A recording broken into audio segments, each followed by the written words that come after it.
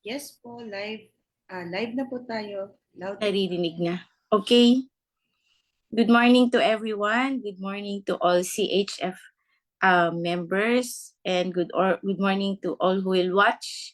And I'm Dr. Tintin Mesias on behalf of Pastora Annie and Brother Ogie. Andito po kami. I hope they're enjoying their time in saan nga, Ate Ivy? Italy ba? Europe, opo. Yes, ma'am. Europe, oo. So today, we will start with a prayer. Okay? Father God, we thank you for this morning, Lord God, that we can we are able to share, Lord, your word, oh God, so that we will have a very good foundation of your plans and your purposes for us. And I pray, oh God, that I may be able to impart well whatever you want me to tell your children, Lord God, in order for us to glorify your name in every area of our lives, oh God.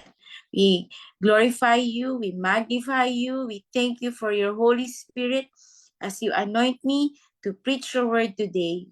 We give you praise in Jesus' name, and everybody will say, Amen and Amen. Hello po. I hope everybody is already awake. 11 something na po sa inyo, no? Tama po ba? Sa Australia? But here in the Philippines, it's around 9:30.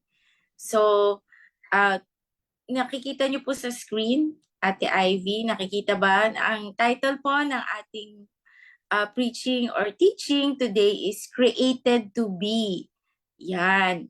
So, ibig sabihin po nung B, may meaning po yan.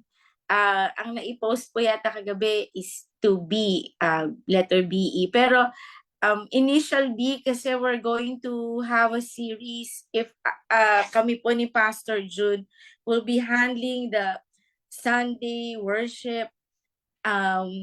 Nag-decide kami, we asked God to give a series para mas maganda ang mga turo para tayo nasa school, di ba? Pagka may mga curriculum, mas naiintindihan natin ang plano at mga purposes natin or yung mga papasabi ng Panginoon. Bakit B? Kasi may meaning po yan. 4 na B po ang ating pag-aaralan. Ibig sabihin, 4 words that will start with the letter B. Okay? So, we'll start. Ang ating Bible verse today na pag-uusapan, it's in Genesis. Okay? Sabi po dito sa Genesis 1:26, then God said, let us make man in our image, according to our likeness. Let them have dominion over the fish of the sea, over the birds of the air, and over the cattle, over all the earth, and over every creeping thing that creeps on the earth. Next slide. Then God said, let us make man in our image. Sabi po dito, inulit ko lang, according to our likeness, let them have dominion over. So we will focus on this, na ang tayo ay kinreate, God created us in His image. So this verse, meron pong 4 na B na we can expound on this verse, that this verse will give us 4 letter B's to remember. Sabi po dito, then God said, let us make man. So, nandyan yung parenthesis sa kalagay, believing. No? Naniniwala tayo that we are made by God. Let us make man in our image. So, sinabi doon, in our image, ibig sabihin, we belong to Him. We belong to them. Kaya natin sinasabing them, kasi sabi nila, let us. God the Father, Son, and Holy Spirit. And according to our likeness, ibig sabihin, yung kung sino sila, the way they are, that is becoming. Tayo dapat, we become like Him. And let them have dominion over. Ibig sabihin ng dominion, you're going to build something over what the Lord will give you, your territory, your ownership, your possessions, your kingship, kung saan ka magro-rule over. So ulitin natin, yung 4 na B is believing, belonging, becoming, and building. Yan, the 4 B's to remember. Believing, belonging, becoming, and building. Okay? So, we are created to do this following things. Okay? So, we will start with part 1, which is believing. Okay? 3 points to remember. God created us for a purpose. And what is that purpose? That is to all of these things. To believe, to belong, to become, and to build. Yun po. Yun yung purposes natin. And yung pinaka-importante is to build. You take dominion over whatever or wherever you are going or wherever the Lord assigned you to do the purposes He created you to be. Okay? So, so Genesis chapter 2 verse 15, then the Lord God took man and put him in the Garden of Eden to tend and keep it. So, verse 16, and the Lord God commanded the man, saying, of every tree of the garden you may freely eat. But of the tree of the knowledge of good and evil you shall not eat. For in the day that you eat of it, you shall surely die. This is Genesis 2:17.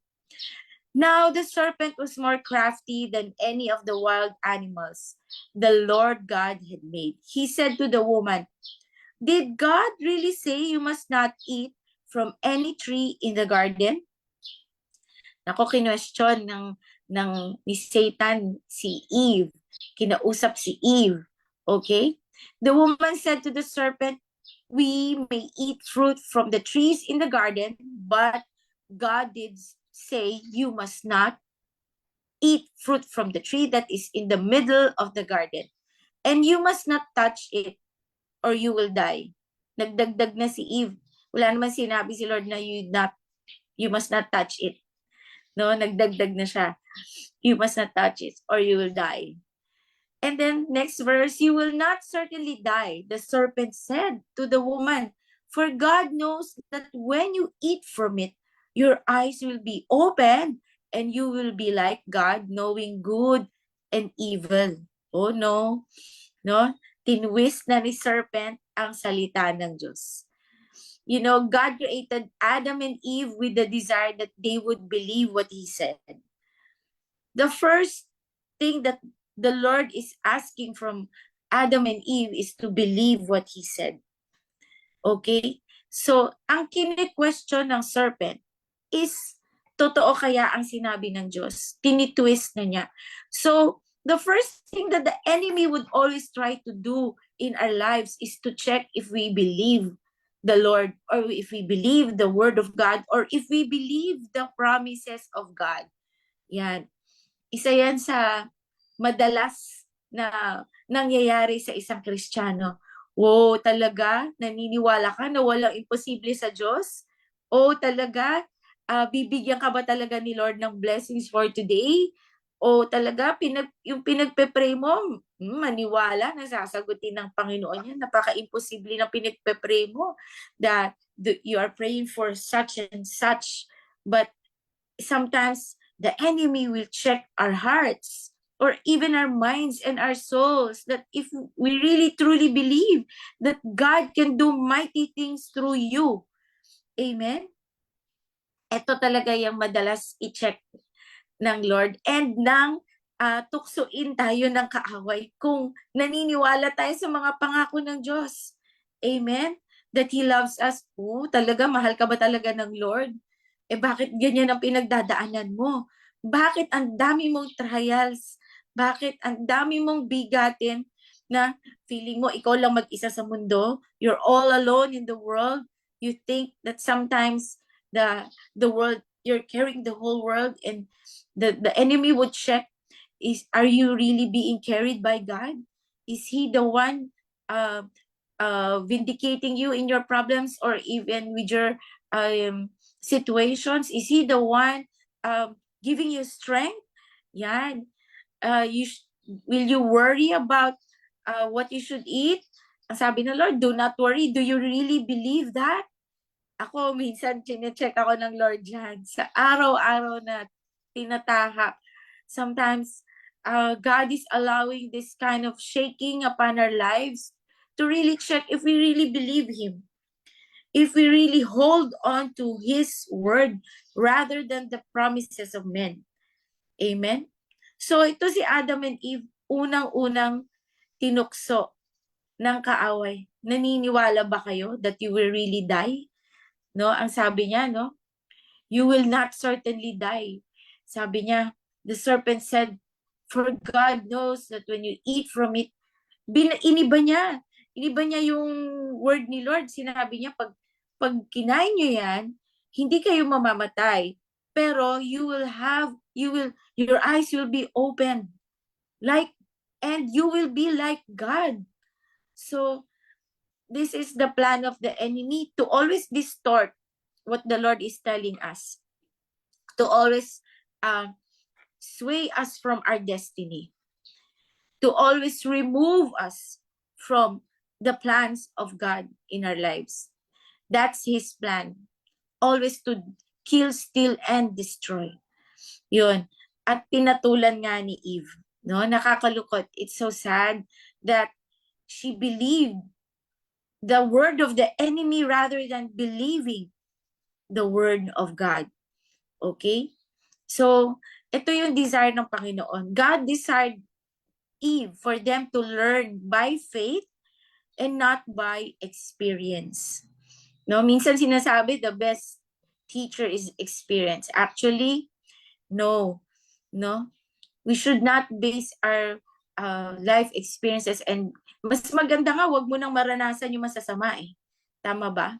Well, minsan sinasabi natin charge it to experience. But God wants us to walk by faith. Now when God said, anak, dito ka. Do not try this way. So, minsan kasi pipilitin natin, we will try ano kaya, better kaya umutang or better kaya magantay? Speaking from my experience na it's really better to wait upon God. Amen. When we step or when we try to do it our own way, nawawala po tayo sa ating pag-wait sa Panginoon. Pag-aantay or yung tinatawag na faith in the Lord. That the Lord will really move. Minsan, ito yung lagi ko naririnig sa mami ko, God is an 11:59 God. Even at the last minute or even at the last second na gusto ni Lord na mag-antay tayo, He will still do the miracle that you are waiting for. Amen? So God desires us to have faith, not just believe what others or the world is trying to tell us. Let's just hold on to His word. Amen? Lalo na kung you have a prophetic word that God is going to do this to you, doing your destiny is this, but the enemy will try to remove you from that so that you will not really glorify the Lord in your lives. Hold on to God's word or a prophecy in your life.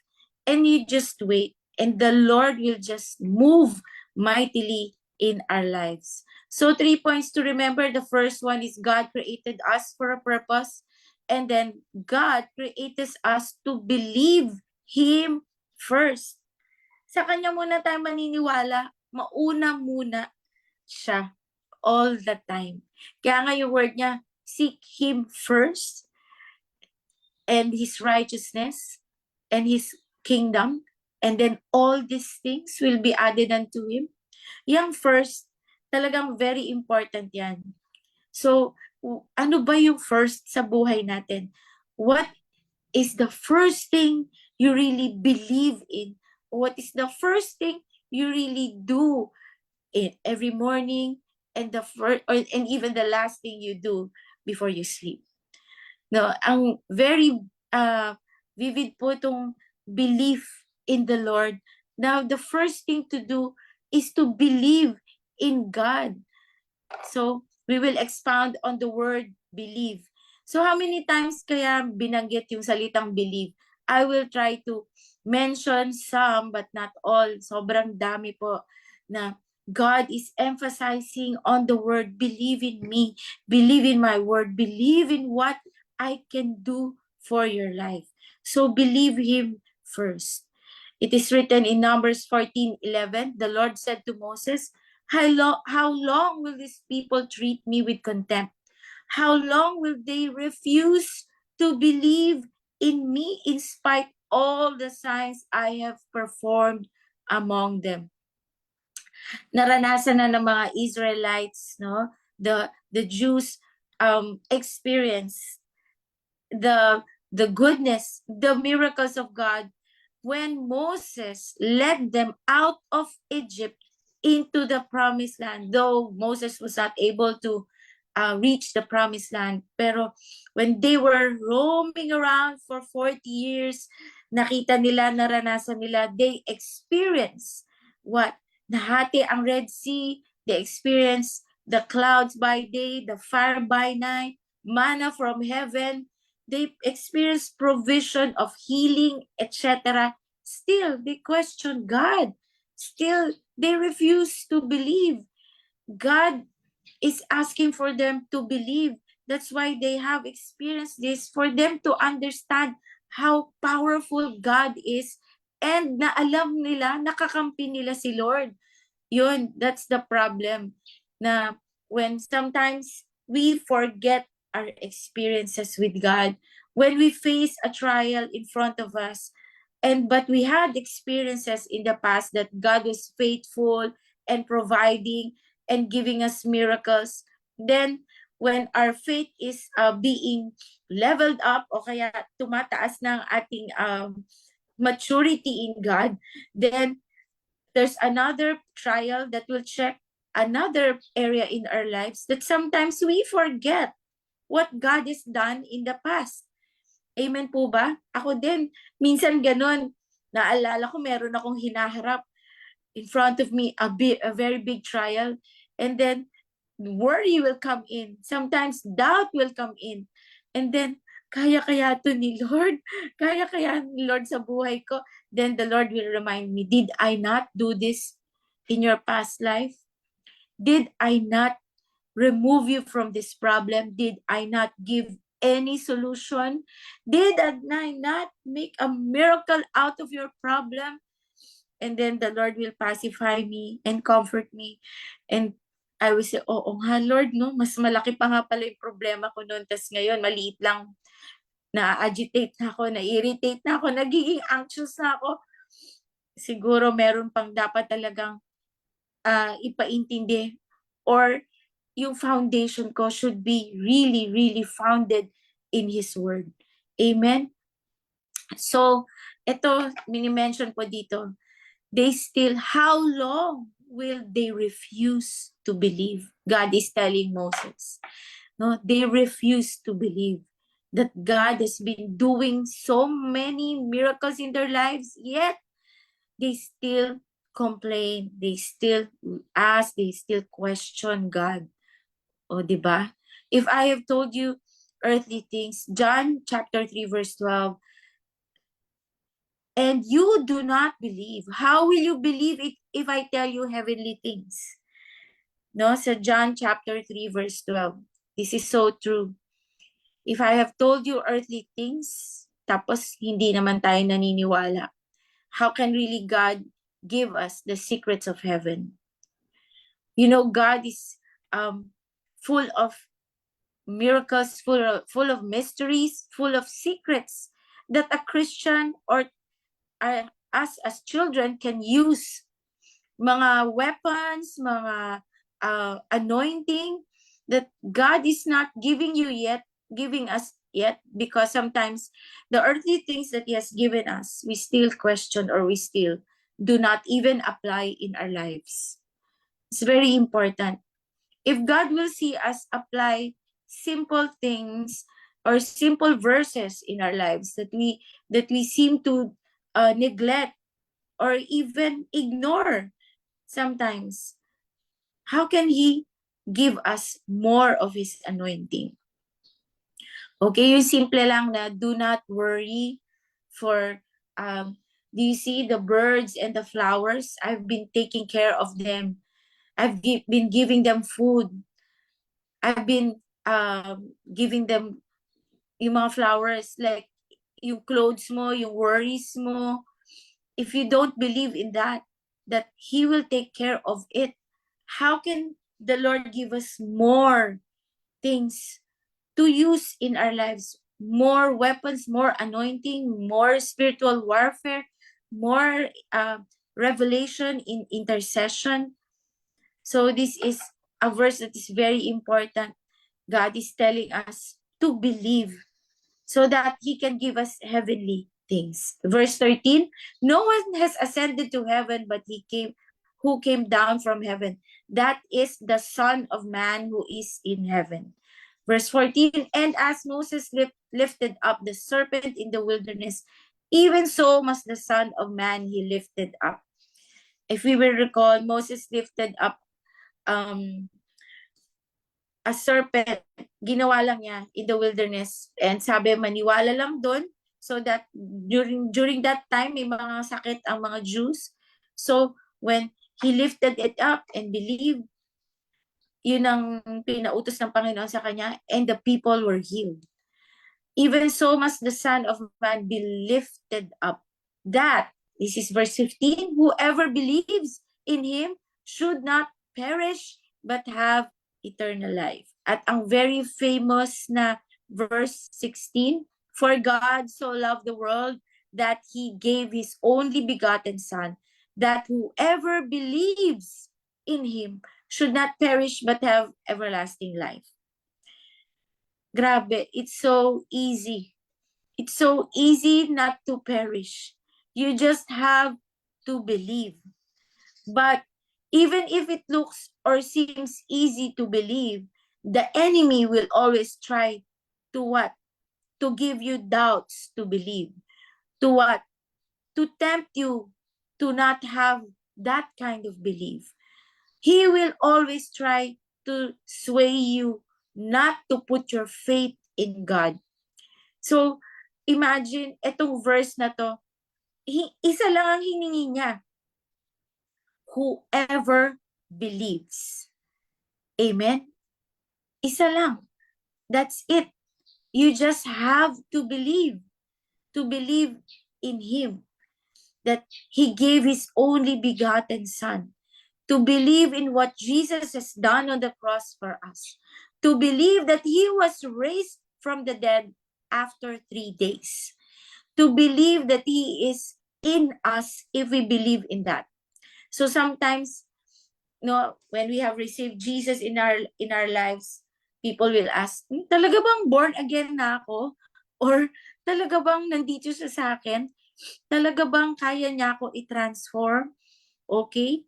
So, hindi lang yun, talaga bang am I going straight to heaven? Kasi nakalagay dito, will not perish but have eternal or everlasting life. So sometimes, nagkakaroon kami ng survey sa church, even if so many times na pina-receive kay Lord, pinatanggap kay Lord, when we ask them who believes that he will or she will go straight to heaven, alam niyo po, minsan half lang yung magtataas ng kamay. So ibig sabihin, they still do not understand having an everlasting life with God when you receive Christ as your Lord and your Savior. No? So, this promise is very important. This verse will really, kailangan po talaga natin itong maintindihan. That He is just asking for believing in Him. Believing in God. Believe that you are loved. Believe that He gave up His Son for us. Believe. It's very important that we understand the word believe. Okay? It should be 100%. Hindi pwedeng half lang of your heart believes and the other one is questioning or complaining or doubting. The opposite of belief is to doubt. So we have to be firm in our belief. Are you sure that when you have received Christ in your heart, that whatever happens, that the Lord will transform you, that the Lord will really be with you wherever, whenever, every second of your day. That this verse, as long as you understand this verse, He will not ever forsake you nor leave you. He will be with you and till the end of age and even after life. Amen. So we have to hold onto this and we have to really check our hearts if we believe in Him 100%. Amen. Kasi yun talaga yung i-check ng kaaway sa atin or ng Lord. Verse 17, for God did not send His Son into the world to condemn the world, but that the world through Him might be saved. Ate Ivy, nawala po yata ako. Sorry. Ayan. Ayan. Okay. Ayan. So, for God did not send His Son into the world to condemn the world, but that the world through Him might be saved. Alam niyo po, when I was understanding this, tinatry ko, intindihin talaga. Bakit kaya merong word na might? No? Hindi siya sure. Bakit? Kasi we have to decide. God is not a God who will really force Himself to us. We are not robots. We are not being manipulated by Him. He created us with our own thinking and decision making. Tama po ba? That through Him might be saved. Ibig sabihin, it's our choice if you want to be saved or not. It's still our decision to believe Him or not. Okay? So, itong verse na to, for me, this is very clear that God is not forcing us to love Him. Love must come voluntarily. Love must come from our hearts. We have to decide. Hindi po ito forced to believe and to love. Amen. So, let us check our hearts. Do we really believe in Him? Do we really believe in what Jesus has done on the cross for us? Do we really 100% know that whatever happens, tomorrow, pag may nangyari, are we really going to heaven? Do we really believe in that? Na sinabi niya, you will have an everlasting life and we will not perish in hell. Wow, this is very important that God is reminding us. The enemy will always try to give us those doubts. And he will try to really invade our world and check and give us so many fears, so many anxieties, so many worries. Na nandun na tayo, yung kabisihan natin, nandun na, wala na tayong focus sa, Lord, this is just temporary. Just be with me and just walk with me and just do what you have to do in my life. That my life is yours and I am yours and you are mine. Amen? Amen? And verse 18, he emphasized, he who believes in Him is not condemned, but he who does not believe is condemned already, because he has not believed in the name of the only begotten Son of God. Amen? So, ibig sabihin po dito, ini-emphasize ni Lord, saan ka? Maniniwala ka ba o hindi? Will you really believe or not? Then if you don't, you will be condemned. But if you believe, you will be saved. Amen? Sobrang simple lang ng hinihingi ng Panginoon. Grabe. Remember yung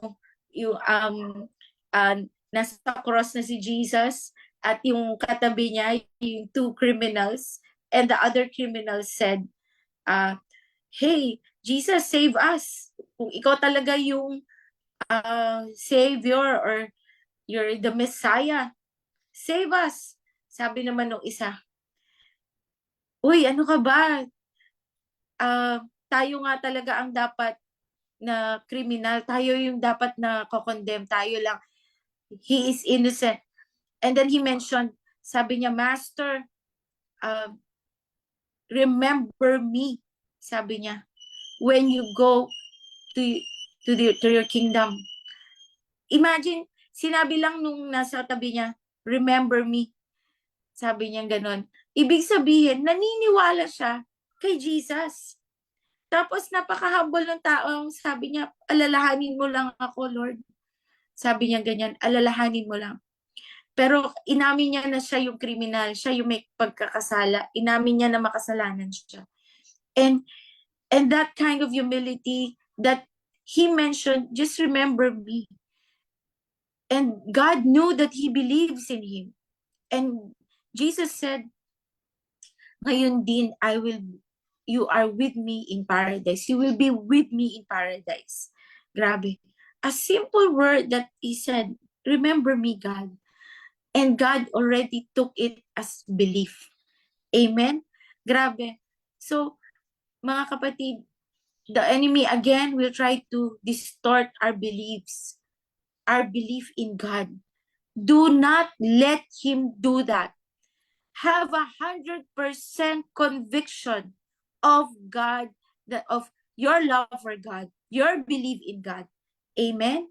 Have 100% conviction. Verse 36 says, whoever believes in the Son has eternal life, but whoever rejects the Son will not see life, for God's wrath remains on them.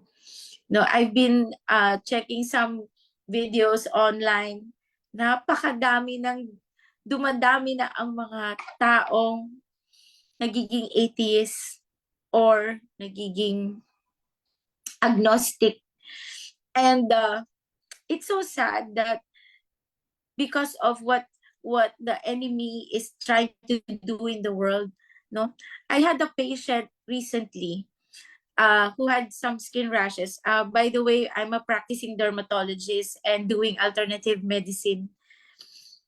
Sabi nung staff ko, yung nurse, chine-check namin kasi lahat ng area ng buhay nila kung ba't sila nagkakasakit, lalo na if there's trauma in their lives, if there's hurt in their lives. Because even if I give medicines or medications or prescription, but if the patient has some inner hurt, sometimes the medicine or the treatment will not will not take effect. Amen? And so, yung nurse ko, sabi niya, Doc, hindi siya naniniwala sa Diyos. Sabi ko, ha? Okay. So, pumasok na sa, kasi binigyan niya na ako ng information about the patient before the patient comes into my room. So, when he came into the room, I asked him, why don't you believe that there's a God? Sabi niya, ang daming gera. Kung may Diyos, dapat walang gera. Sabi niya gano'n. Ang daming namamatay. Kung may Diyos, dapat wala raw nasasaktan, walang namamurder, walang nare-rape. Sabi niya gano'n. Okay. So I explained and expounded on God gives us freedom to choose. No, so you will not see evil, and so you will not see good if there's no evil. So hindi ka parang kung lahat ayos na ayos, no, there will not be balance in the world. Ha? There walang magiging comparison of how good God is and the evil works of the enemy. Okay? So ikaw mismo, para tayong wala nang desisyon, parang hindi na tayo, we're robots, parang ano lang tayo, sunod-sunuran, ganon. No. So, all these chaotic things na nangyayari sa mundo, it's not because of God, it's because of men. So when I explain such and such, and there's darkness and there's light, how can you see light if there's no darkness? Amen? So, naintindihan niya, and kinilabutan siya when I prayed for him, and etc. And he cried, and he accepted Jesus as Lord and Savior, and now he's part of our church. That Sunday, pumunta na siya sa church. Sabi niya, I need this. Sabi niya, I am confused. Sabi niya, inamin niya. And nakakatuwa, that man humbled himself and received Christ. And when he started to believe, all of a sudden, nag-open na yung kanyang eyes, nakita na niya yung mga mistakes niya, and he accepted and he confessed of his sins. Amen? So when you start to believe in Christ, the enemy will just be rejected. All this confusion, all these doubts, all this anxiety, all this worry will be removed. Amen? Because if you have a firm foundation of your belief, the enemy will not trouble you anymore. Ay, wala na, hindi ko na pala to kaya. Kasi matibay na yung paniniwala niya that God can do mighty things through him. Amen? So yun po, 3 points to remember. God created us for a purpose, and that is take dominion and rule over the area He assigned for us. God created us to believe Him first, and the last point is to believe Him last. Okay? So sa huli at huli, kailangan siya pa rin. He should be the first and the last in our lives. Minsan kasi nauuna siya, pero at the end, when you make your decision, ikaw pa rin yung huli. Ikaw pa rin yung nasunod. Yung gusto mo pa rin ang nasunod. And it's sad pag ganun. That happens to me. Sometimes, talagang I need confirmation to make my decisions so strong in obeying and fulfilling His call in my life, fulfilling His destiny for my life, fulfilling every decision that we make in our lives. He should be the last. Siya ang last say sa buhay natin. Amen po ba? He should be the last. He should be the last. Not anyone, and not even your mind, not even yourself. Kaya nga yung prayer na let His will be done. Let His kingdom come. Here on earth, here in our lives, here in your situation, here in your problem, here in our church, in our nation, in our families, as it is in heaven. Kapag hinihingi natin yung will niya, naniwala tayo na, sige Lord, ikaw na ang masunod kahit mabigat sa loob ko. Now, we do this thing in our family. When we argue about things, for example, may decision making, okay? My youngest daughter, si Ezra, is with a group, K-pop group or Philippine pop group, no? And she dances with them. And meron siyang anxiety about it, or nasistress siya sa commitment. But then we prayed. Sabi nung pangalawa ko anak, tanungin natin si Lord kung you will still join. And this is how we do it. Okay? I'm not telling na sunod-sundan nyo kami, but there is a verse in the Bible that we can cast lots, right? Although we already know and we should be hearing from God the purposes or His plans for us, unang-una mo tanungin siya, and that the last decision is dapat yung narinig mo sa Kanya, hindi yung gusto mo for your life. Amen? And so, we ask God if she will still stay or she will go. And so, we casted lots and say yes or no, will stay. And if no, aalis na siya. And so, we prayed and we asked God, Lord, let our decision be your decision. That when we do this casting of lots, whatever we pick, we will obey you, even if it's gonna hurt us. Let your decision be our decision. Amen? So, nagbunot kami, sabi po doon, yes, stay. And so, my daughter cried. Sabi niya, Mommy, ayoko na. Pero gusto ni Lord. Susundin ko siya. No? Naiyak ako kasi natututunan nilang mamatay sa sarili nilang gusto. Sabi niya, yes, Lord, I will obey you. And still, nandun siya, I know that she has a purpose to lead these children. Kasi mas bata sa kanya yung mga mga kasama niya. She's the eldest. She's 18. And most of them are like 15, 14.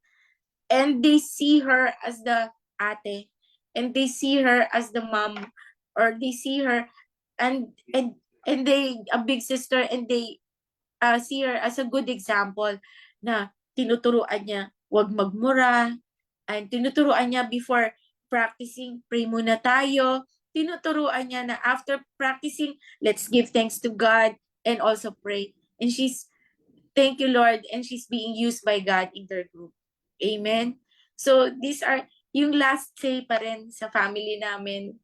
And there are things na sa struggle, pero we still just ask for God's will in our lives, and that we will believe that whatever He wants, it's always the best.